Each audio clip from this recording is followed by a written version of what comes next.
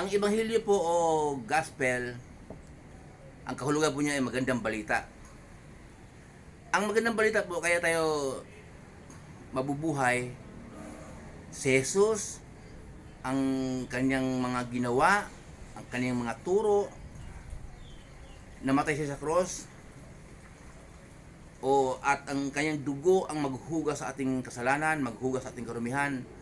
Kung walang kamatayan sa cross, ay walang kapatawaran sa ating mga kasalanan. Yun po, si Jesus lang po ang magandang balita, kaya po tayo ay mabubuhay. Sa mundong ginagalawan po natin, ano ba magandang balita? Na-promote ka sa work, umasinso ka dahil nag-click yung negosyo mo, pumasa ka sa board exam, natanggap ka sa work na putang abroad, malaki ang offer mo sa'yo, o ikakasal ka sa pinakamamahal mong nobyo o nubya, at ang inakala natin ay mamumuhay tayo ng mapayapa. Kung wala sa puso natin si Jesus, wala sa ating buhay, hindi tayo pinamumuhay ang kanyang mga turo araw-araw, ay hindi po tayo magkaroon ng relasyon sa Diyos. Hindi natin kayang gumawa ng paraan kung sa sarili natin upang linisin ang ating karumihan, upang patawarin tayo sa Diyos. Kung hindi tayo sasampalataya kay Jesus, kung hindi natin pamumuhay ang kanyang turo araw-araw, ay hindi tayo patawarin ng Diyos Ama na makapangyarihan sa lahat. May babasahin po ako para sa inyo sa Efeso 2:8-9 po.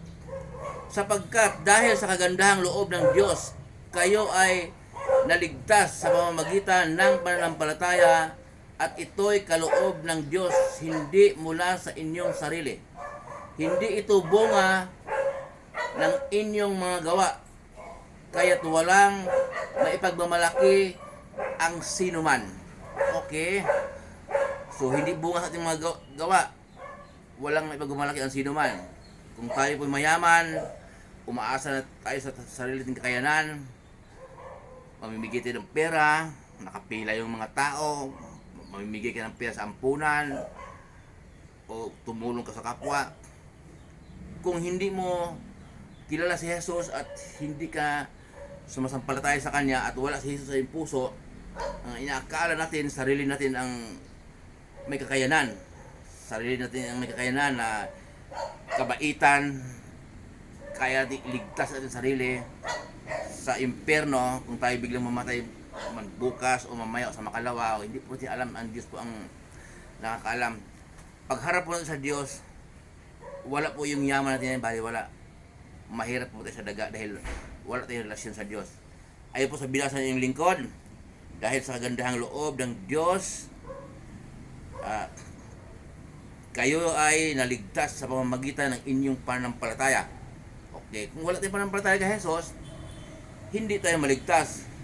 Hindi ito bunga ng inyong mga gawa. Ito'y kaloob ng Diyos upang walang makakapagmamalaki sinuman.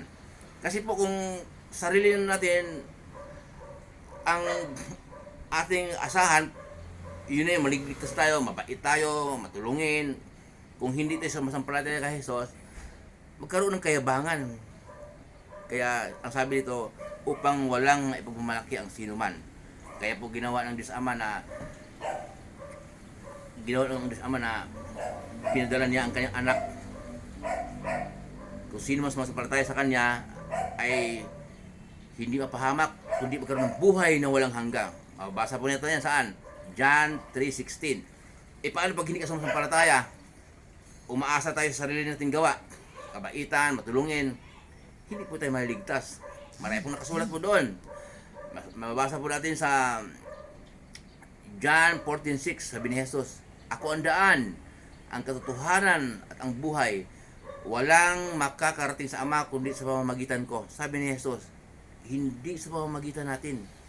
Kaya si Jesus po ang lahat sa atin. Si Jesus po ang magandang balita. Yun po ang ibig sabihin ng gospel o ebanghelyo. Walang ibang magandang balita po kaya tayo mabubuhay, kundi si Jesus. Nabuhay siya at namatay siya sa cross.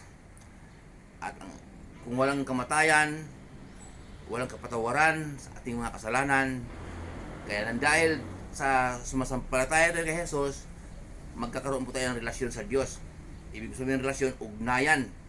Kaya pwede natin makalapit sa Diyos. Pwede natin manalangin sa Kanya kung sasampalataya tayo na si Jesus ang tagapagligtas sa atin. Hindi natin kaya pong iligtas ang ating sarili sa sarili natin diskarte.